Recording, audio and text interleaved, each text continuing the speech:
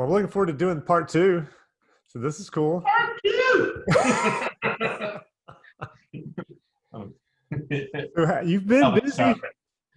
You've Well, been that was a busy, deep right? part two. That's two, part two. This is part Yeah. four. Yeah. I'm a little punchy. Hey, I think everybody is right now. You know, Like I said, always gotta laugh. Always gotta laugh.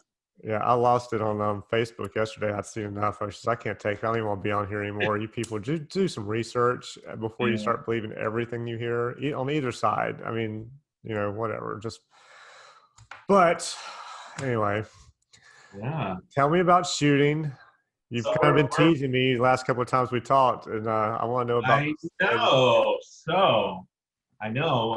Before the first podcast, I was preparing to finally. No, I didn't know. I didn't remember. Was I even preparing? But we went out on photo shoots finally, and it was challenging to say the least of how to put together a photo shoot during COVID with all the guidelines and restrictions, and we made a lot of changes right up to the end. So it was, first of all, I was so thankful.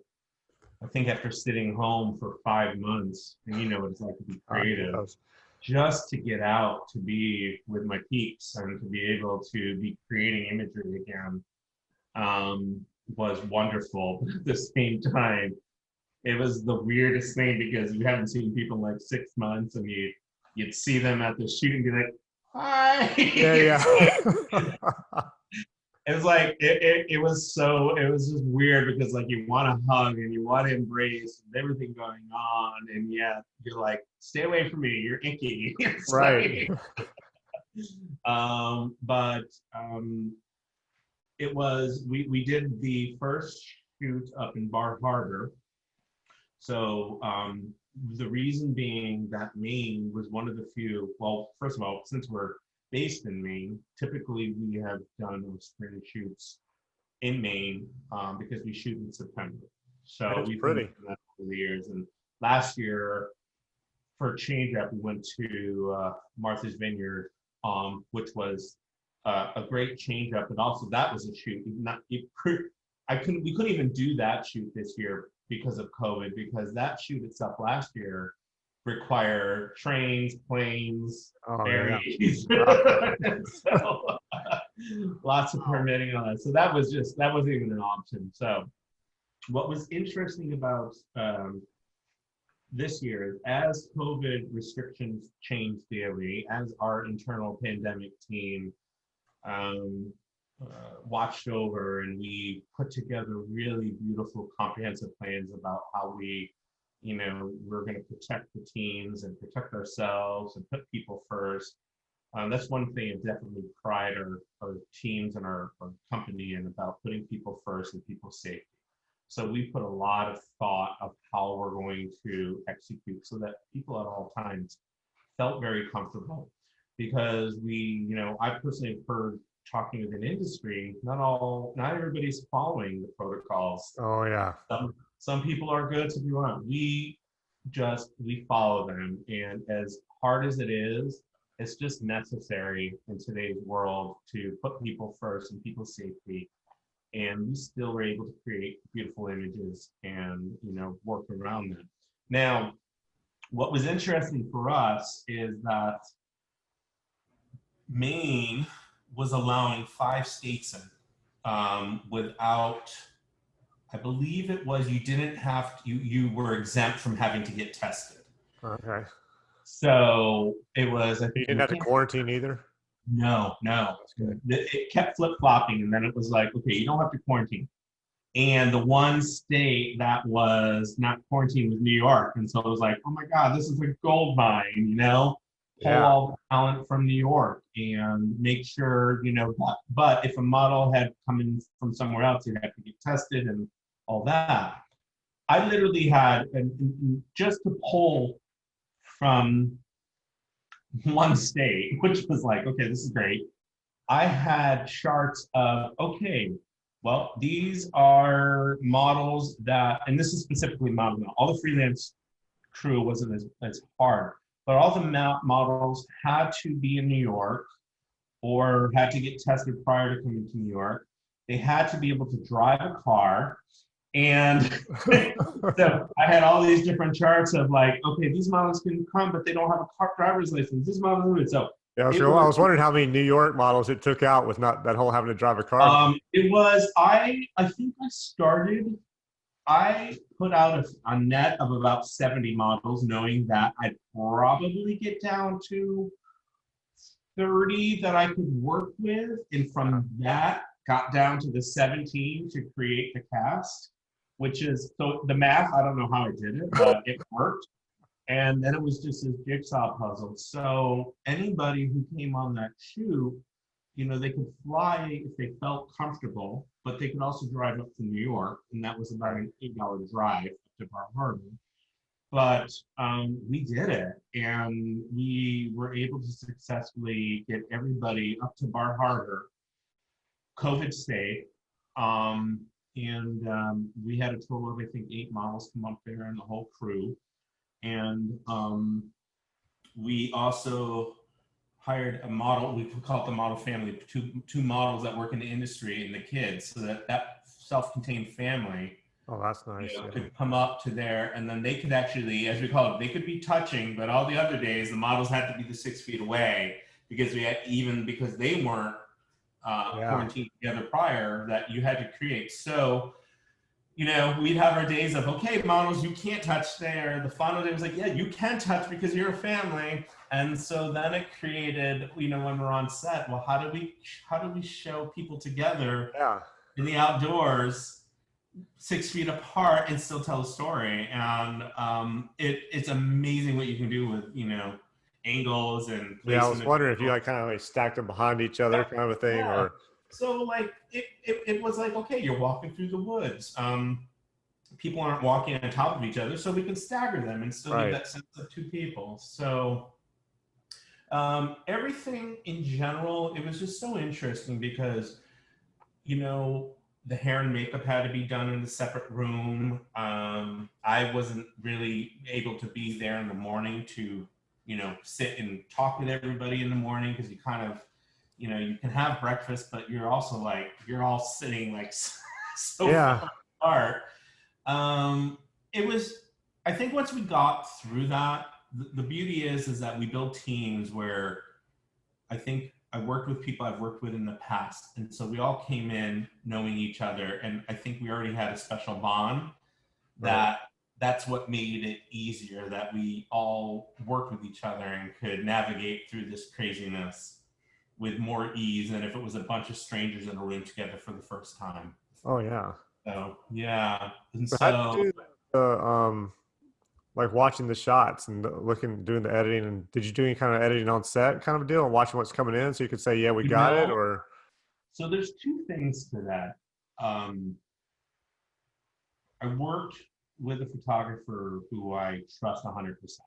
And I think in times like this, it's the teams you build with the trust of people that you worked with in the past, that you be like, you let them know what you need, they shoot, you may sneak up behind the camera a little, you may go over to the computer to see, but I didn't have the opportunity, because you literally would have to, if you even got to the computer, you have to wipe the computer down, you'd have to and then to try to go through that while shooting to card, while trying to upload, while trying to maneuver, it's a point where you trust your team, and we were able to accomplish it, because I think, that's why I went out with a team that I fully believed in, and I could execute against what we needed, understood the brand, shot with us before, styled with us before, did hair and makeup. The whole team was pretty much people who I've worked with before.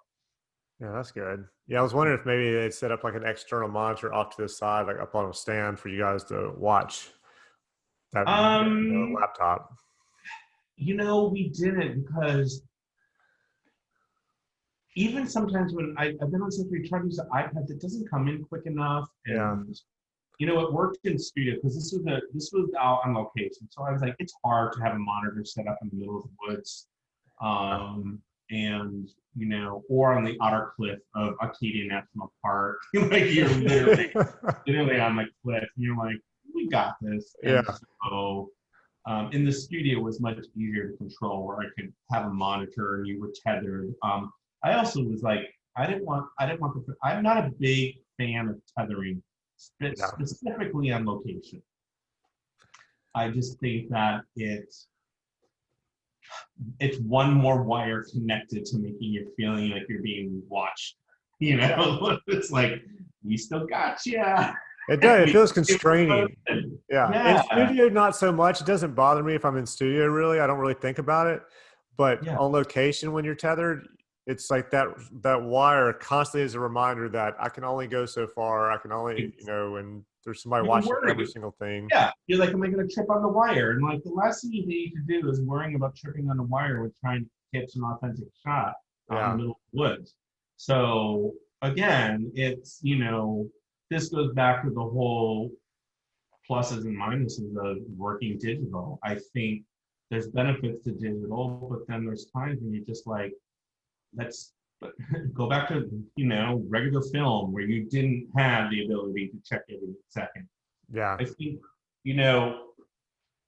yeah, like I said, it's got its pluses and its minuses. I'm very much on, but if a photographer prefers to work tethered, I'm all for it if they want to, but I do not make them tether on location. Yeah. One time we tried this card that shoots JPEGs off to like an iPad, so it has Wi-Fi, and that thing was worse than being tethered because it was so slow. Even the small JPEGs, that by the time the client got it, you're like 10 shots ahead of that, and they're like, wait, can we stop? And so they're not watching what you're shooting.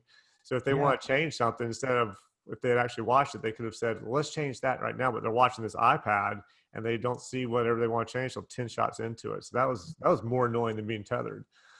Yeah, no, I don't know. I think it's that big. To me, it just comes back to trusting your team and what changed. What changed when you used to work from film and not see anything to having to see everything instantly? I think that's it. It's like, that's the other thing which was so wonderful about a positive through all this was COVID forced us to slow down, which I was like, that's nice. You're like, slow down. You take your time. It allows you to creatively think about, all right, this is what we can do here, and we can try this. We purposely went off the door knowing that things were going to take longer, just from setting up and all that. And so those pockets of time that normally are just filled up with get another shot, because you can't have 20 outfits to get through because of all the COVID restrictions of trying to get that many through. You can't reshoot anything because once it was worn by one model, you couldn't take it to the next day. So it felt like you were in the moment. You know what it felt like? It felt like for the first time in a long time, I was so present in the moment because, and everybody did. That was the consensus from the team. Everybody felt so much more present because we weren't running after how many shots, like constantly and worrying.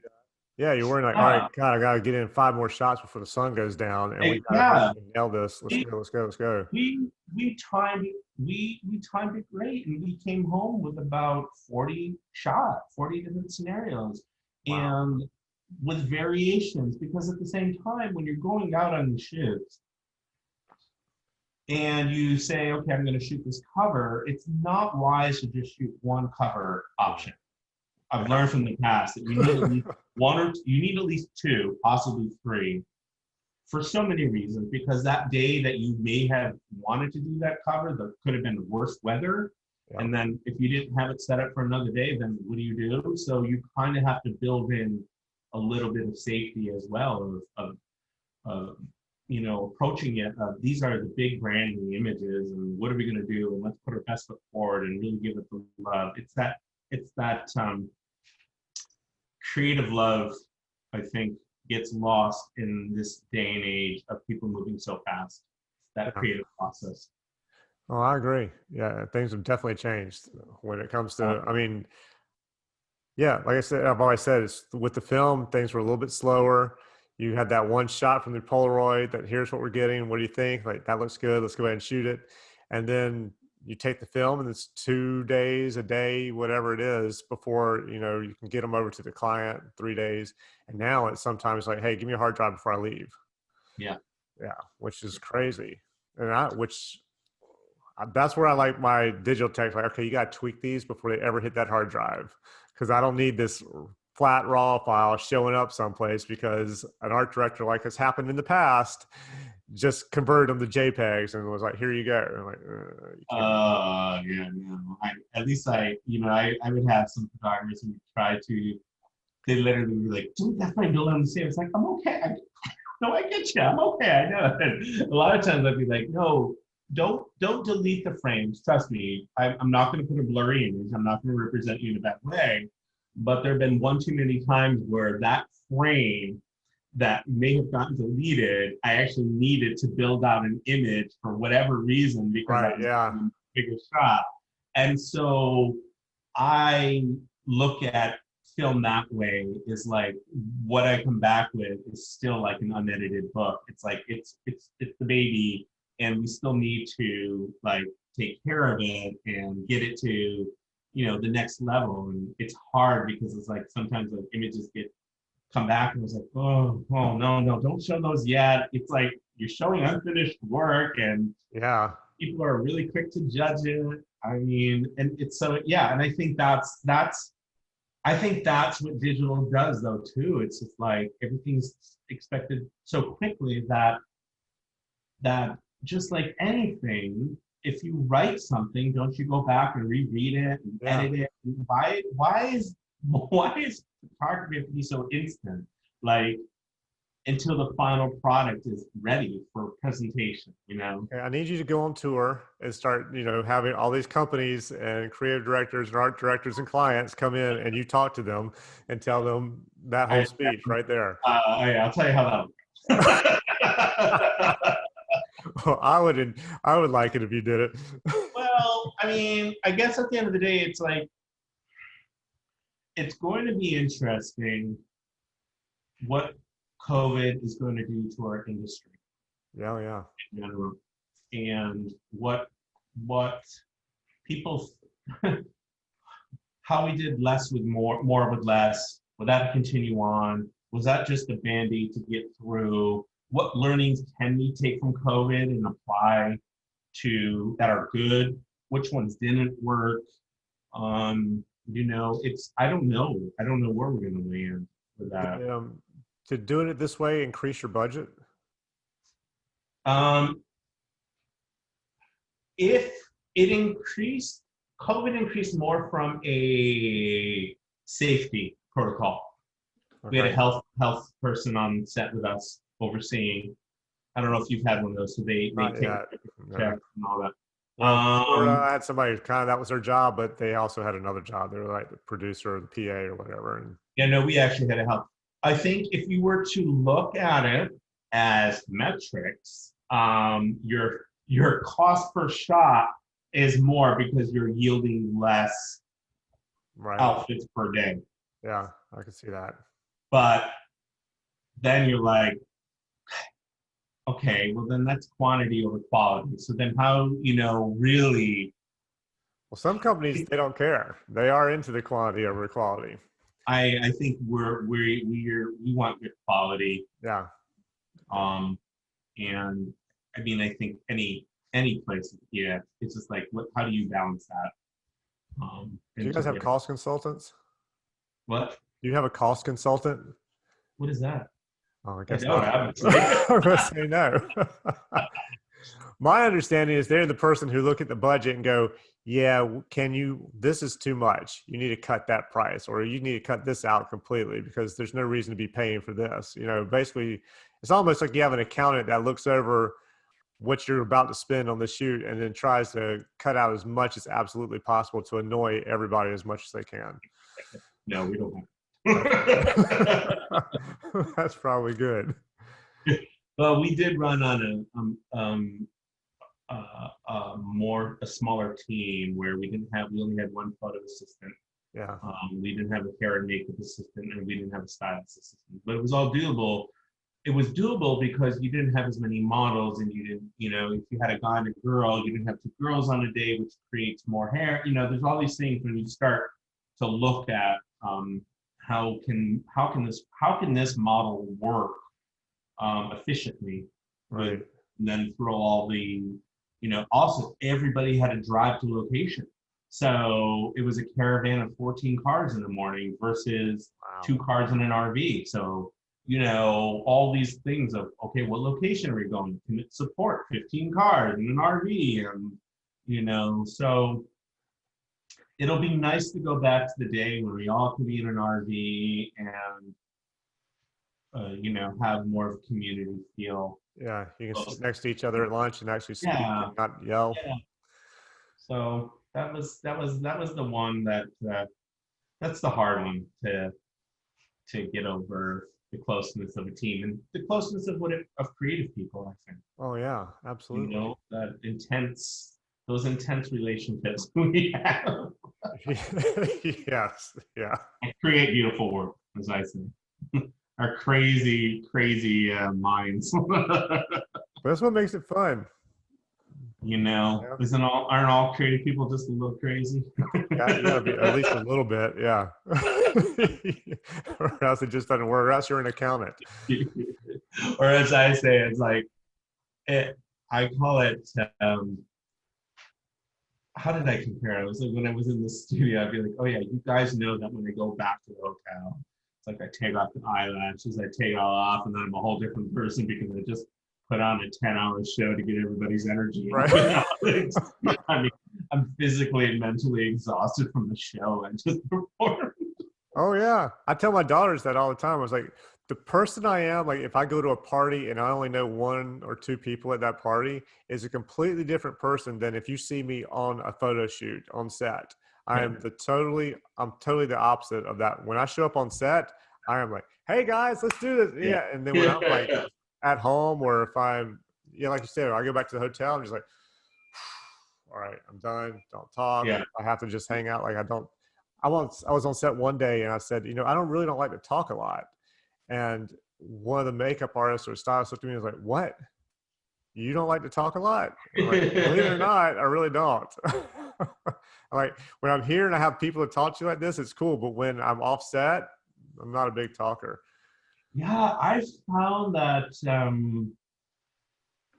I'm similar to over the years, and I think it's just because being on these shoots, you give it your all through the day, that if you don't allow yourself a reset, which Yeah. physically means removing yourself from everybody and not talking to anybody, you're not going to sustain yourself through the next 5, 6 days of shooting. Oh yeah.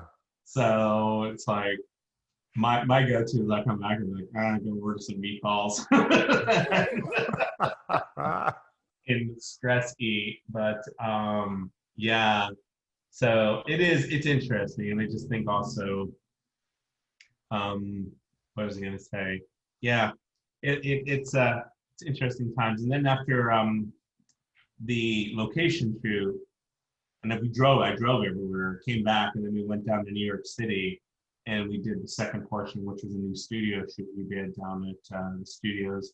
And again, with COVID, it was a much easier, not much easier, it was harder in some ways, but we decided to go to New York because if anything had happened to anybody on the crew, if somebody was sick, the talent pool of pulling somebody in, say if the stylist got sick, I could easily find somebody to come in and sub in and help out. So just myself and the producer went down to New York and shot down in the studio for 5 days and did our new studio shoot with simple sets, and that was exciting. So, but it was weird to be back in New York in the pandemic. And How was New York then? Was it very? Yeah, it was. I'm gonna say I was like, okay, this is nice. But at the same time, it's like it's nice, but then you're walking New York City alone because you can't talk to anybody around anybody. Yeah.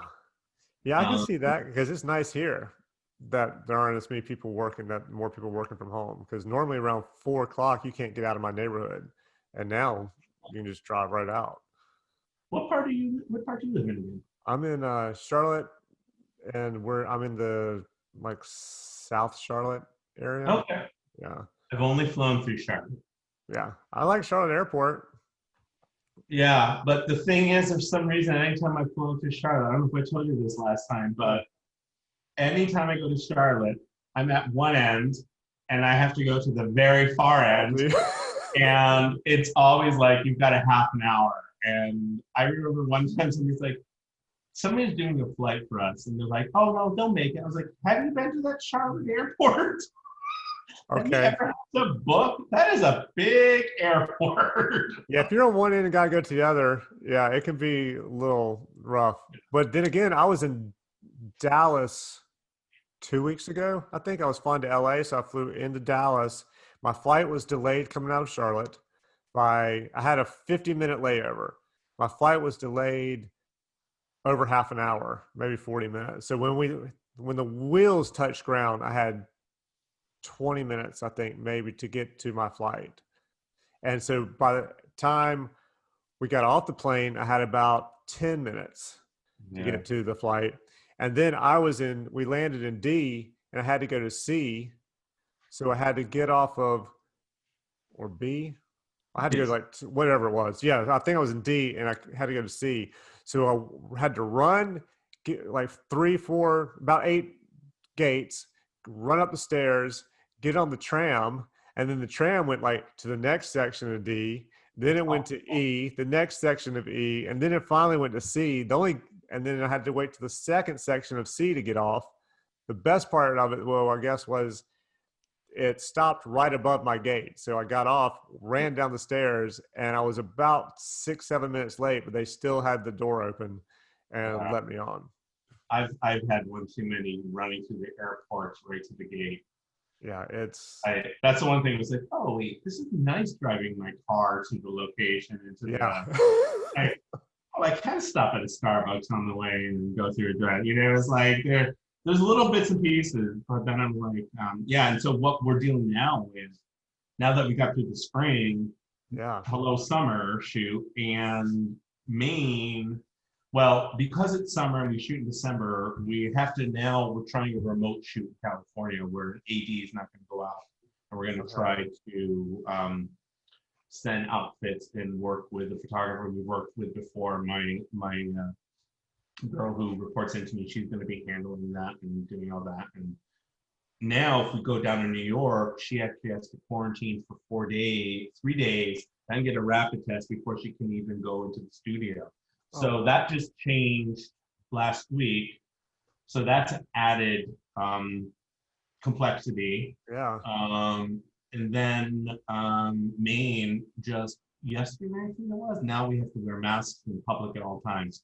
So had the most high cases. So everything is like they warned about this. Yeah. And so now it's just like just when you thought you're getting back into it, you're like, oh, now I'm like, oh, this is scary again. So how are you location scouting out in LA? Are you doing that remotely, or are they just taking shots and sending them to you, or is it you doing like a FaceTime thing?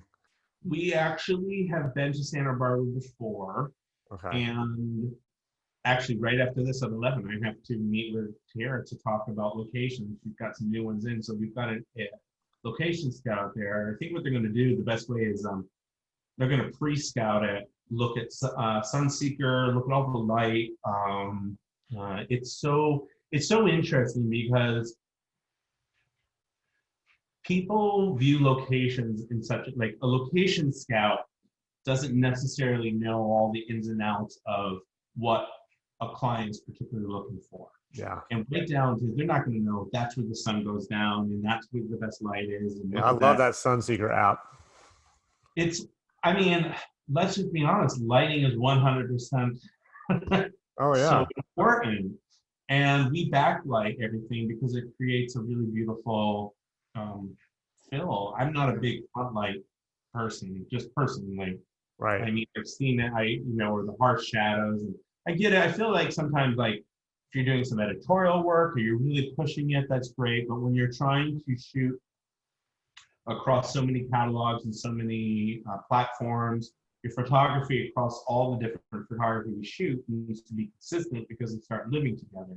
So Yeah. what you can't have is this back and forth of front lit, back lit. So technically, we always try to just follow the backlight. And my favorite actually also is just evening light versus the morning light. I think Yeah. we had talked about that before, but like when we would go out to Wyoming, we would start later. We wouldn't start going out to like 10 a.m. and then shoot until like 8 because that light at night is like, it's stunning versus trying to chase a morning light. Yeah, I agree. I did chase morning light this time. Did It was you? up at 4:30. Got the sunrise over in Acadia. That's nice. Yeah. Although So trying to get the sunrise and have the in behind you in the mornings can be a little irritating because usually I've found that I've got to pop in something to fill that because yeah. I shoot the same way. I always shoot with the sun behind me, which can be annoying when it's windy because for some reason, the way the sun's shining, the way the wind's blowing always work the same way. So you've got the sun behind them and the hair's going. Yeah. That's where that's where hats come in. Yeah. I've Where been you can shoot and yeah. get away with that and have the wind blow backwards? Aruba. It's the Ah, only place I've been where I can put the sun behind the model and then the wind will blow into their face. And I guess it depends on which side of the island you're on in Aruba, but Aruba was the one place where I was like, this is amazing. I do not have to fight the wind all day long. or if you've got people be like, why is her hair not down? Well, it was windy. Yeah. It could not have been Well, windy. yeah, you got that point. Yeah, that's true. You just felt like didn't have the hair down. It's the best way to be like, why is her hair up? Windy. Yeah, that's true. Yep. Like, Greg, there was no wind when we checked the radar. It was windy. Well, for some reason, where we were shooting, there was wind. It was windy. It must have been a vortex of wind somewhere. Yeah. How have you been dealing with, like, I know we talk every now and then, but how has it been for you with all this as a It's been photographer? okay. I mean, work's been steady up until probably this week. Right now I've got the next 2 weeks with nothing on the books, which is a little weird, but I'm hoping that changes. But up until like it picked up when end of July, I think end of July it started to pick up, and I've been fairly steady since then. So I know that, like, I've talked about how, as a company, we're very, very people first safety. Have you encountered some parts where you felt, ooh, this is I've always felt okay. There was one. Then I'll think about it. And we were shooting outside. It was a small group of people, but nobody was wearing masks except what was the weirdest thing was one person was wearing a mask occasionally. And she had just come off of being cleared or I think cancer free, literally like a month or two earlier. So she has had cancer and she's basically running the shoot and nobody around is wearing a mask, which I thought was a little sketchy. She stayed, everybody kind of stayed away. The best thing about my job is I don't have to get near anybody. yeah. I can stay away occasionally, maybe like my DT, but my DT, I know pretty much everything he does or where he's been, and I know how careful he is. So that doesn't bother me if we have to get closer together. But the models and all that. And this was a small shoot, so they were using people who were employees of the company to do the shoot. But it was still a little strange that nobody was wearing a mask. Yeah. Yeah. So, yeah. but other than that, I mean, I've had 2 shoots where after the shoot, a model found out she had tested positive for COVID, and then one a makeup artist, but they both picked it up before they showed up on the shoot.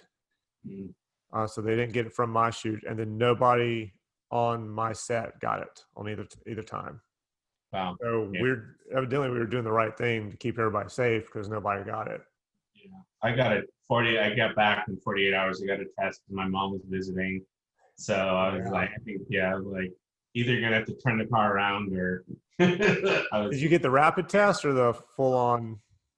It was back in less than 24 hours. So I don't think they consider it rapid. like I'm doing it again because I wanted to go home visit my mom, Yeah. and so I set up a time to get the test before I go because I have to go and enter to New York, and then so I'll be able to enter with knowing that I'm negative.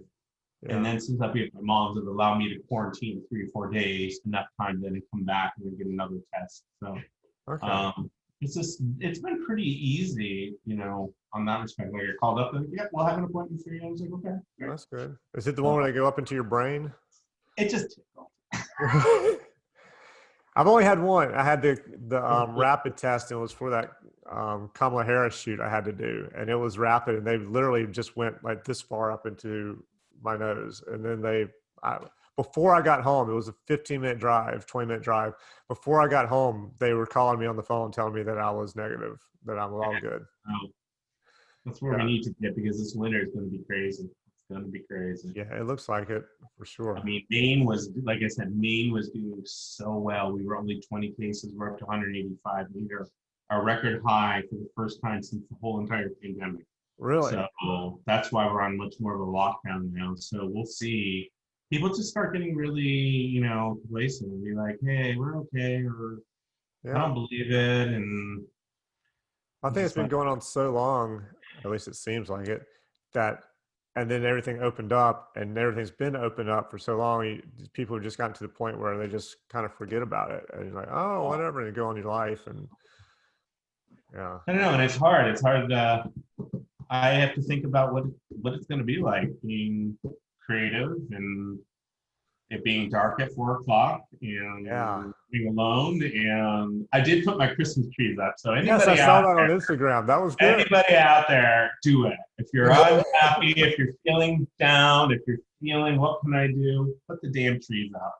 Yeah, normally I'm like, okay, you got to wait till at least Thanksgiving, the day No, after. there But are this year, I think you could have put it up a month ago, 2 months ago, and I it'd be fine. I would at least wait until November 1st.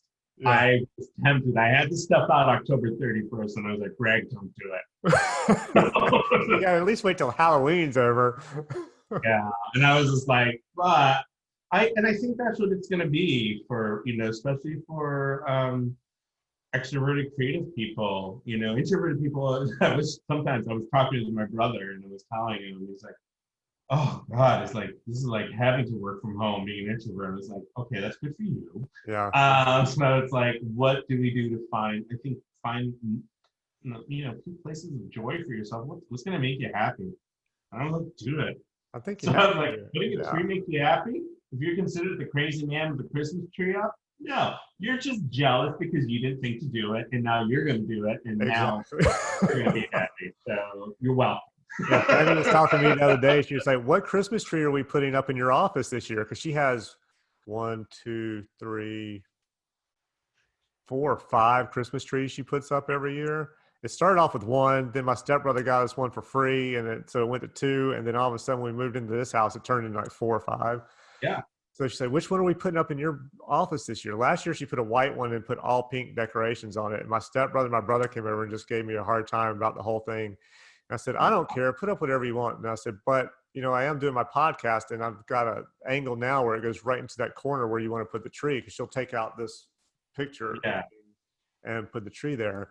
And she was like, "All right, well, maybe we won't do the pink one for you this year, or the white one with the pink decorations. Maybe we'll do the purple one." I'm like, "Oh, whatever. I don't care." Yeah, God bless her. I would have put my foot down and been like, no, absolutely no. You love the tree, put it somewhere else. But looking at the background of yours, I was like, ooh, that could look really nice with like vintage ornaments and like some Yeah. golds and yeah. That's It's how kind of like the my purple. We tree. normally have a purple one out in the foyer, and it's like it's green, but then it has all these purple like ribbons and ornaments hanging off of it, so it turns into this purple tree. And we don't have a lot. Like last year, we had the family Christmas party at our house. Normally, like a couple of friends come over or something, and I really don't care. I'm like, do whatever. That doesn't bother me. But yeah, this year, so I don't know if I'm gonna have a purple Christmas tree or I'm not gonna have a Christmas tree in here. I'm not really I sure. can't wait to see what it is. But yeah. Well, you saw mine. Mine literally I love it yours. it matches my decor, which is like vintage industrial. So all the Yeah, that ornaments. leather chair that was in the shot, that's a cool chair.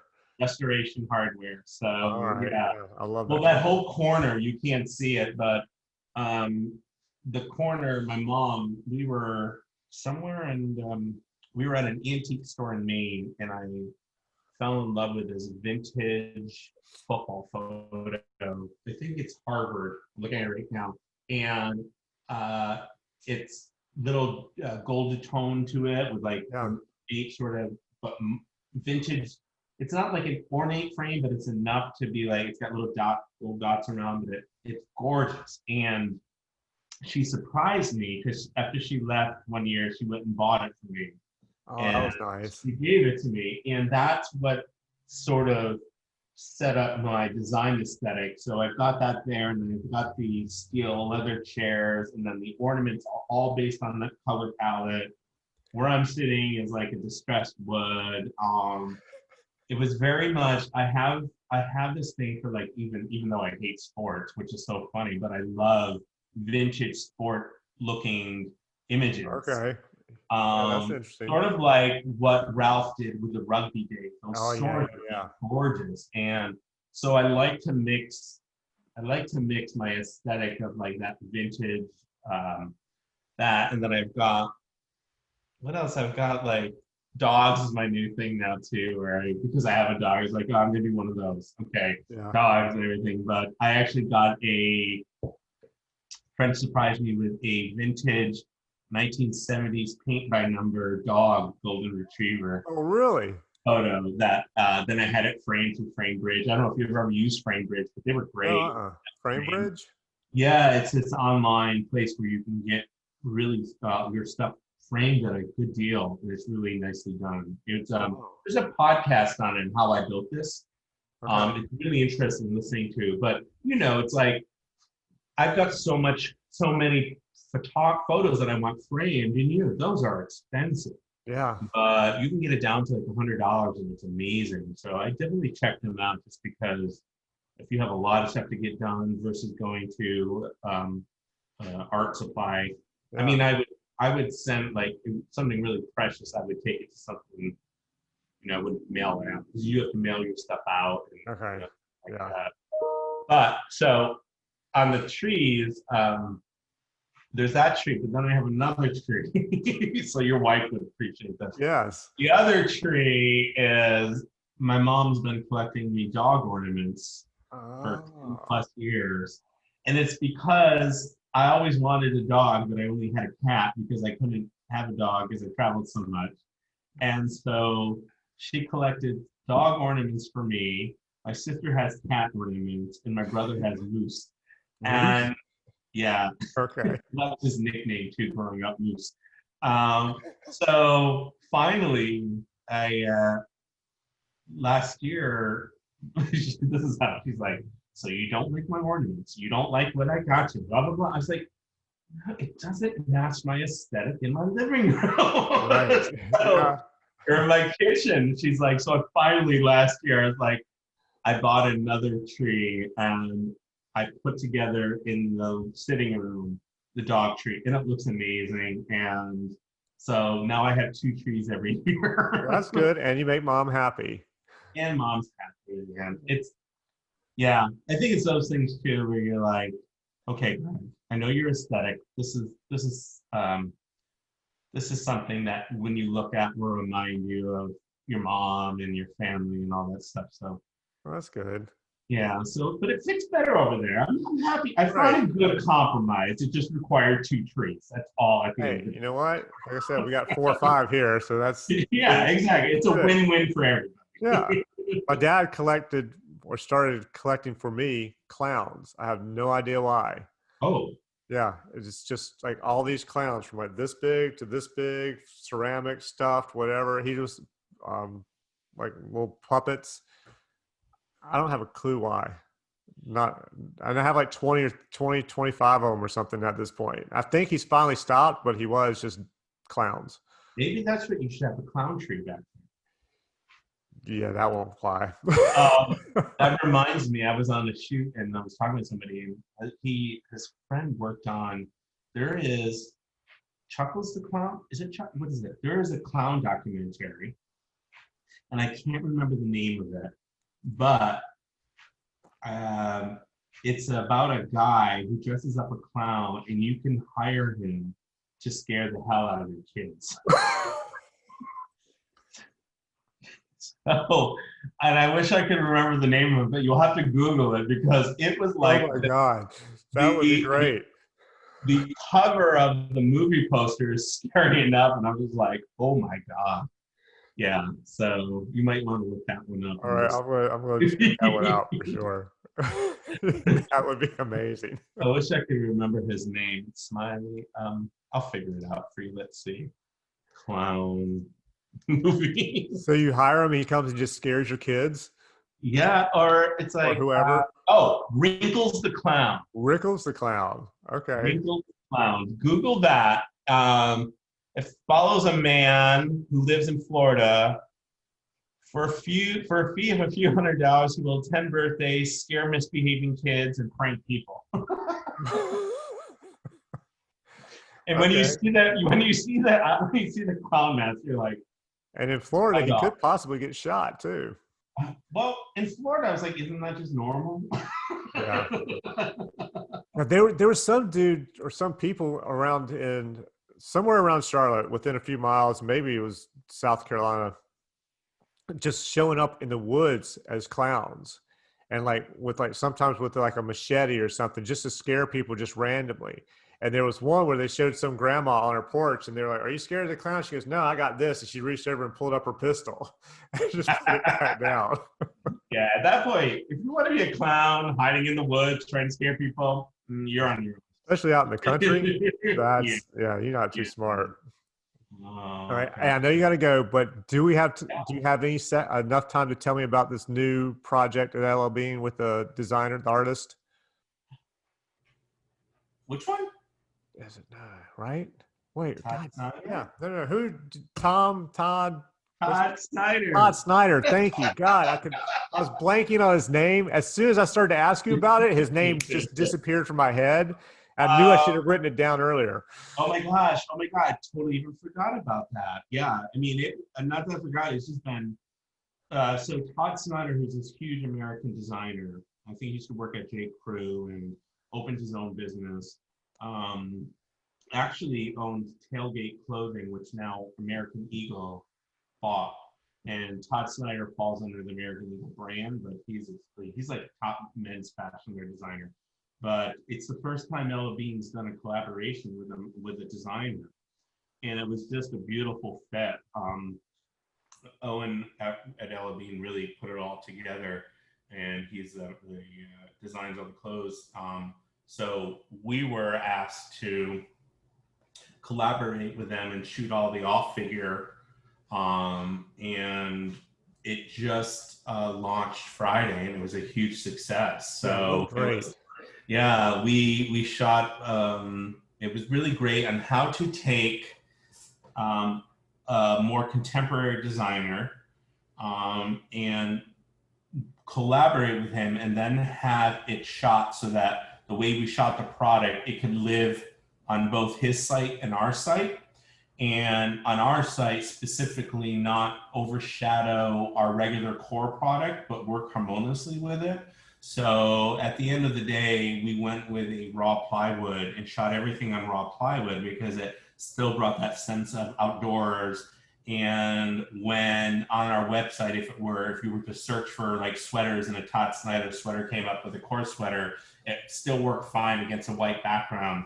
And then we did a bunch of curated shots on this really beautiful hunter green, which I probably worked in post about 10 times to get it to exactly where we want.